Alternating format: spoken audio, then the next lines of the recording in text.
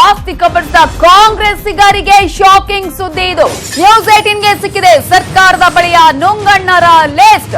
ವಕ್ಫ್ ಆಸ್ತಿ ಕಬಳಿಸಿದವರ ಬುಡಕ್ಕೆ ಬಾಂಬ್ ಇಟ್ಟಿರುವಂತಹ ಸುದ್ದಿ ಇದು. ವಕ್ಫ್ ಆಸ್ತಿ ಕಬಳಿಸಿದ ಕಾಂಗ್ರೆಸ್ಸಿಗರಿಗೆ ಶಾಕಿಂಗ್ ಸುದ್ದಿ. ಯಾಕಂದ್ರೆ ನ್ಯೂಸ್ 18ಗೆ ಸಿಕ್ಕಿದೆ ಸರ್ಕಾರದ ಬಳಿಯ ಈ ಒಂದು ನುಂಗಣ್ಣರು ಯಾರು ಅನ್ನುವಂತಹ ಲಿಸ್ಟ್ ಸದನದಲ್ಲಿ ಮಂಡನೆ ಆಗಬೇಕಾಗಿದೆ.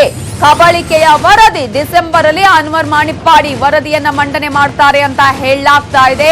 ಮಂಡನೆಯ ಬಗ್ಗೆ ಅನ್ವರ್ ಮಾಣಿಪ್ಪಾಡಿಗೆ ಸಿಎಂ ಭರವಸೆ ಕೂಡ ಕೊಟ್ಟಿದ್ದಾರೆ. ಆ ಒಂದು ವರದಿ ಮಂಡನೆ ಆಗತ್ತೆ ಅನ್ನುವಂತಹ ಒಂದು ಭರವಸೆ ಈಗಾಗಲೇ ಅನ್ವರ್ ಮಾಣಿಪ್ಪಾಡಿಗೆ ಸಿಕ್ಕಿರುವಂತಹ ಹಿನ್ನೆಲೆಯಲ್ಲಿ ಸುಮಾರು 2 ಲಕ್ಷ ಕೋಟಿಗೂ ಹೆಚ್ಚು ಬೆಲೆ ಬಾಳುವ ವಕ್ಫ್ ಆಸ್ತಿಯ ಬಗ್ಗೆ ಯಾರ್ಯಾರು ನುಂಗಣ್ಣರು ಇದ್ದಾರೋ ಅವರೆಲ್ಲರಿಗೂ ಕೂಡ ಒಂದು ರೀತಿ ಸರ್ಕಾರ ಈಗ ಶಾಕ್ ಅನ್ನು ನೀಡ್ತಾ ಇದೆ.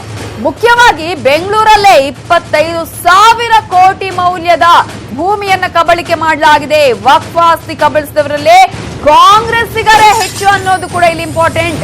ವಕ್ಫ್ ಆಸ್ತಿ ಕಬಳಿಸಿದವರ ಮೇಲೆ ಕುಮಾರ್ ಬಂಗಾರಪ್ಪ ಕಣ್ಣನ್ನಿಟ್ಟಿದ್ದಾರೆ. ಒಂದ್ ಕಡೆ ಹಿಂದುಳಿದ ವರ್ಗ, ಮತ್ತೊಂದ್ ಕಡೆ ಅಲ್ಪಸಂಖ್ಯಾತ ಕಲ್ಯಾಣ ಸಮಿತಿ ಅಧ್ಯಕ್ಷರಾಗಿರುವಂತಹ ಕುಮಾರ್ ಬಂಗಾರಪ್ಪ ಅವರು ಈಗ ಈ ಒಂದು ಆಸ್ತಿಯನ್ನ ವಕ್ಫ್ ಆಸ್ತಿ ಯಾರು ಕಬಳಿಸಿದವರ ಮೇಲೆ ನಿಗಾ ಇಟ್ಟಿದ್ದಾರೆ.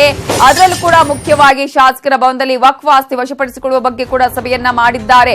ಸೊ ಒಂದು ರೀತಿಯಲ್ಲಿ ಇದು ಕೈ ಪ್ರಭಾವಿ ಮುಸ್ಲಿಂ ಮುಖಂಡರು ವಕ್ಫ್ ಆಸ್ತಿಯನ್ನು ಕಬಳಿಕೆ ಮಾಡಿದ್ದಾರೆ ಅಂತ ಹೇಳಿ ಹಾಲಿ ಮಾಜಿ ಶಾಸಕರು, ಮಾಜಿ ಸಚಿವರು ಭೂಗಳ್ಳತನವನ್ನ ಮಾಡಿರುವ ಆರೋಪ ಕೇಳಿ ಬರ್ತಾ ಇದೆ. ರಾಜ್ಯಸಭೆ ಸದಸ್ಯರಿಂದಲೂ ವಕ್ಫ್ ಆಸ್ತಿ ಗುಳುಮ ಆಗಿರುವಂತಹ ಒಂದು ಆರೋಪ ಕೇಳಿ ಬಂದ ಹಿನ್ನೆಲೆಯಲ್ಲಿ ವಿನ್ಸರ್ ಮ್ಯಾನರ್ ಹೋಟೆಲ್ ಕೂಡ ವಕ್ಫ್ ಜಾಗ ಅಂತೆ. ಸೊ ಎಲ್ಲೆಲ್ಲಿ ಏನೇನ್ ಕತೆ ಅನ್ನೋದನ್ನ ನಿಮ್ಮ ಮುಂದೆ ಇಟ್ಟಿದ್ದೀವಿ. ರಿಚ್ಮಂಡ್ ಟೌನ್, ಮೈಸೂರು ರಸ್ತೆ ಆಗಿರ್ಬೋದು, ಹೀಗೆ ಸಾಕಷ್ಟು ಕಡೆಗಳಲ್ಲಿ ಇದು ವಕ್ಫ್ ಆಸ್ತಿ ಕಬಳಿಸಿದ ಭೂಮಿಯಲ್ಲಿ ವಾಣಿಜ್ಯ ಕಟ್ಟಡ ನಿರ್ಮಾಣ ಕೂಡ ಆಗ್ತಾ ಇದೆ. ಸೊ ವಕ್ಫ್ ಆಸ್ತಿಯನ್ನ ಮತ್ತೆ ವಶಕ್ಕೆ ಪಡೆಯೋದಿಕ್ಕೆ ಈಗ ತಯಾರಿಯನ್ನ ಮಾಡಿಕೊಳ್ಳಲಾಗ್ತಾ ಇದೆ. ಈ ಮೂಲಕ ಒಂದು ಹಲವು ವರ್ಷಗಳಿಂದ ಕೂಡ ನೆನೆಗುದಿಗೆ ಬಿದ್ದಂತಹ ಈ ವರದಿಯನ್ನ ಈಗ ಮಂಡನೆ ಮಾಡೋದಿಕ್ಕೆ ಈಗ ಅನ್ವರ್ ಮಾಣಿಪ್ಪಾಡಿಗೆ ಒಂದು ರೀತಿಯ ಭರವಸೆ ಸಿಎಂ ಕೊಟ್ಟಿದ್ದಾರೆ.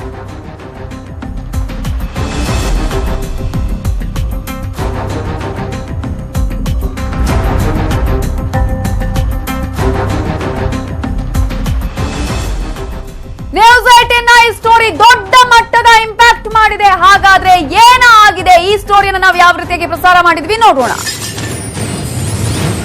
ವಕ್ಫ್ ಆಸ್ತಿ ಕಬಳಿಕೆ ಆಗಿರೋದು ನಿಜ. ಎಷ್ಟೇ ಪ್ರಭಾವಿಗಳು ಕಬಳಿಕೆ ಮಾಡಿದ್ರೂ ಕೂಡ ಸರ್ಕಾರ ಅದನ್ನ ವಶಪಡಿಸಿಕೊಳ್ಳುತ್ತೆ. ಈ ಬಗ್ಗೆ ಸರ್ಕಾರ ಆಲ್ರೆಡಿ ನಿರ್ಧಾರ ಮಾಡಿ ಆಗಿದೆ. ನ್ಯೂಸ್ 18 ಕನ್ನಡಕ್ಕೆ ವಕ್ಫ್ ಸಚಿವರಾಗಿರುವಂತಹ ಪ್ರಭು ಚೌಹಾಣ್ ಹೇಳಿಕೆಯನ್ನ ಕೊಟ್ಟಿದ್ದಾರೆ. ಕ್ಯಾಬಿನೆಟ್ ನಲ್ಲಿ ನಾನೇ ಇದನ್ನ ಪ್ರಸ್ತಾಪ ಮಾಡಿದ್ದೇನೆ.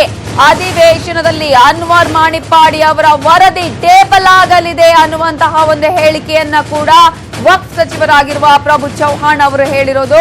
ಆಸ್ತಿ ಕಬಳಿಕೆ ಮಾಡಿದವರ ಮೇಲೂ ಕೂಡ ಕ್ರಮವನ್ನ ಕೈಗೊಳ್ಳಲಾಗುವುದು.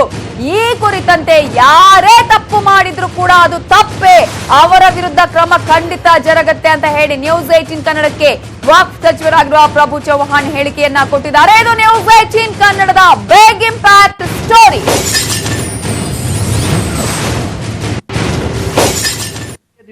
ಟಿಪ್ಪು ಸುಲ್ತಾನ್ ರವರ ಅಧ್ಯಾಯವನ್ನು ತೆಗೆಯುವ ಸಂಬಂಧಪಟ್ಟಗೆ ಸರ್ಕಾರ ಗಂಭೀರ ಚಿಂತನೆ ನಡೆದಿದೆ. ಇದೀಗ ರಾಜ್ಯದಲ್ಲಿ ರಾಜಕೀಯ ಕೋಲಾಹಲಕ್ಕೂ ಕೂಡ ಕಾರಣವಾಗಿದೆ.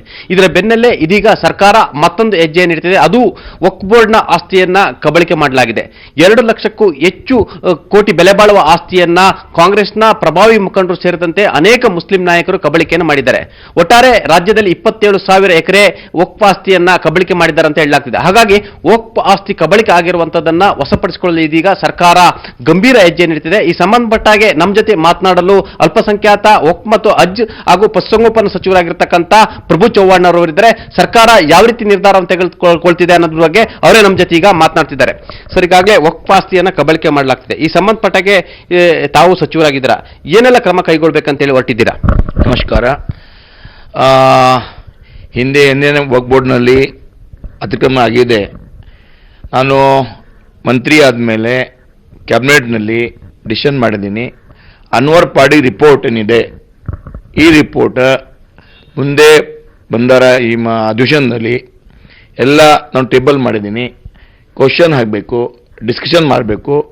ಅನ್ವರ್ ಪಾಡಿ ರಿಪೋರ್ಟ್ ಏನು ಆಗಿದೆ, ಈ ಅನ್ವರ್ ಪಾಡಿ ರಿಪೋರ್ಟ್ ಬಗ್ಗೆ ಎಲ್ಲ ಡಿಸ್ಕಸ್ ಆಗಿ ಅವ್ರ ಬಗ್ಗೆ ಕ್ರಮ ತಗೊಳ್ಳೋಕೆ ಪ್ರಯತ್ನ ಮಾಡ್ತೀನಿ. ಅಂದರೆ ಎಷ್ಟೇ ಪ್ರಭಾವಿಗಳಿದ್ರು ಕೂಡ, ಯಾವುದೇ ಒತ್ತಡಗಳಿದ್ರು ಕೂಡ ನೀವು ಯಾವುದೇ ಮುಲಾಜನ ನೋಡಲ್ಲ? ಸರ್, ಯಾರೇ ಆಗಲಿ ಸರ್, ಯಾರು ಭೀ ಆಗಲಿ, ದೊಡ್ಡಾಗಲಿ ಸಣ್ಣಾಗಲಿ ಮನುಷ್ಯ ಇರ್ತಾರೆ.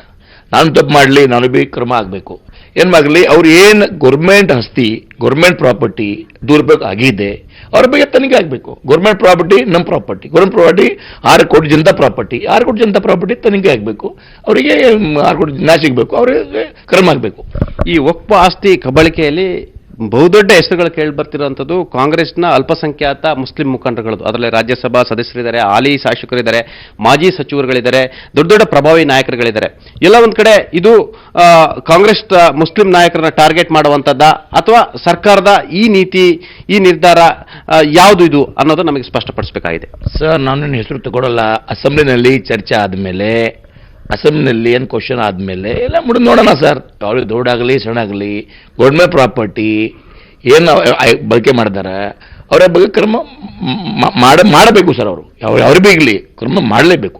ನೀವೀಗ ನಿರ್ಧಾರ ಮಾಡ್ತೀನಿ, ಎನ್ ಬಿ ಆಗಲಿ ನಮ್ಮ ಏನು ಪ್ರಾಪರ್ಟಿ ಒಬ್ಬ ನಾನು ಮಂತ್ರಿ ಆಗಿದ್ದೀನಿ ಎಲ್ಲ ಆಶೀರ್ವಾದದಿಂದ, ಅವನು ಎಲ್ಲ ಡೀಟೇಲ್ ಹೋಗಿದ್ದೀನಿ, ಅಸೆಂಬ್ಲಿ ಚರ್ಚೆ ಮಾಡ್ತೀನಿ. ಆಮೇಲೆ ಏನು ಅಮರ್ ಪಾಡಿ ರಿಪೋರ್ಟ್ ಬಗ್ಗೆ ಅವ್ರು ಮಾಡಿದಾರ ಅವರೆಲ್ಲ ಡಿಸ್ಕಸ್ ಆಗುತ್ತೆ, ಅವ್ರಿಗೆ ಕ್ರಮ ಆಗುತ್ತೆ ಸರ್. ಅಂದ್ರೆ ಸರ್ಕಾರ ವಕ್ಫ್ ಬೋರ್ಡ್ ಆಸ್ತಿಯನ್ನ ಕಬಳಿಕೆ ಯಾರೆಲ್ಲ ಮಾಡಿದ್ರೆ ಅವ್ರ ಮೇಲೆ ಕ್ರಮ ಕೈಗೊಳ್ಳಲಿಕ್ಕೆ ಮತ್ತು ಅದನ್ನು ವಶಪಡಿಸಿಕೊಳ್ಳಲಿಕ್ಕೆ ಸರ್ಕಾರ ಈ ಕ್ಷಣದಿಂದಲೇ ಬದ್ಧವಾಗಿದೆ ಸರ್. ಸರ್ಕಾರ ಬದ್ಧವಾಗಿದೆ, ನಾನು ಕೂಡ ಬದ್ಧವಾಗಿದ್ದೀನಿ. ನಾನು ಮಂತ್ರಿಯಾಗಿ ಏನೇನು ಮಾಡಬೇಕು ಅಲ್ಲ ಮಾಡ್ಕೊಡ್ತೀನಿ ಸರ್. ಇವಿಷ್ಟು ಅಲ್ಪಸಂಖ್ಯಾತ ಸಚಿವರು ಆಗಿರುವಂತಹ ಪ್ರಭು ಚವ್ಹಾಣ್ ರವರ ಅಭಿಪ್ರಾಯ. ಈಗಾಗಲೇ ವಕ್ಫ್ ಬೋರ್ಡ್ ಆಸ್ತಿ ಕಬಳಿಕೆ ಆಗಿರುವ ಸಂಬಂಧಪಟ್ಟಾಗ ಅವ್ರು ಎಷ್ಟೇ ಪ್ರಭಾವಿಗಳು ಕೂಡ ಆಗಿದ್ರು ಕೂಡ ಅವ್ರ ಮೇಲೆ ಕ್ರಮ ಕೈಗೊಳ್ತೀವಿ ಮತ್ತು ಆಸ್ತಿಯನ್ನ ನಾವು ವಶಕ್ಕೆ ಪಡೆದುಕೊಳ್ತೀವಿ. ಜೊತೆಗೆ ಪ್ರಮುಖವಾಗಿ ಡಿಸೆಂಬರ್ನಲ್ಲಿ ಅದನ್ನು ಟೇಬಲ್ ಮಾಡ್ತೀವಿ ಅಂತ ಹೇಳಿ ತಮ್ಮ ಅಭಿಪ್ರಾಯವನ್ನು ಮತ್ತು ಸರ್ಕಾರದ ನಿಲುವನ್ನು ಕೂಡ ವ್ಯಕ್ತಪಡಿಸಿದ್ದಾರೆ. ಕ್ಯಾಮರಾ ಪರ್ಸನ್ ಶ್ರೀನಿವಾಸ್ ಜೊತೆ ಚಿದಾನಂದ್ ಪಟೇಲ್, ನ್ಯೂಸ್ 18 ಕನ್ನಡ, ಬೆಂಗಳೂರು.